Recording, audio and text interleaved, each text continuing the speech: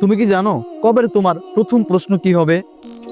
তোমাকে জিজ্ঞেস করা হবে মার রব্বুকা ওমা দীনুকা ওমান নাবিয়ুকা, তোমার রব কে, তোমার দিন কি, তোমার ইসলাম কি। এই প্রশ্নগুলো যে আমি বলতে পারি, সঠিক উত্তর দিতে পারি, আমার কবরের সাথে জান্নাতের লিঙ্ক হয়ে যাবে। জান্নাত থেকে সুন্দর নেয়ামত, সুন্দর সুবাতাস আমার কবরে ফুসবে। আর যদি আমি এই উত্তরগুলো না দিতে পারি, তাহলে জাহান্নামের সাথে আমার কবরের সম্পর্ক হয়ে যাবে। জাহান্নামের সকল আযাব আমার কবরে এসে পুষবে। তাই দুনিয়াতে যতদিন বেঁচে আছি, যে সময়টুকু আছে, কবরের প্রস্তুতি গ্রহণ করি। কবর আমার জন্য প্রথম স্টেপ। আমি যখন মারা যাব, মৃত্যুর পর কবর আমার প্রথম স্টেপ।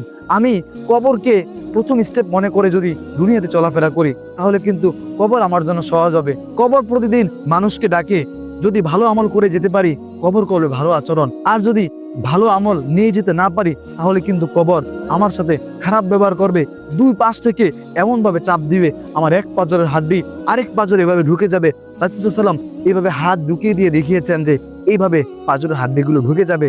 হে ভাই, কেন দুনিয়ার পিছনে পড়ে আছি? কেন জানি না, কেন আমল করি না, কেন আল্লাহকে স্মরণ করছি না, কেন 5 ওয়াক্ত নামাজ পড়ছি না, কেন আল্লাহকে ভুলে আছি, কেন, কোন উদ্দেশ্যে, কেন দুনিয়ার রং তামাশায় এভাবে মেতে আছি?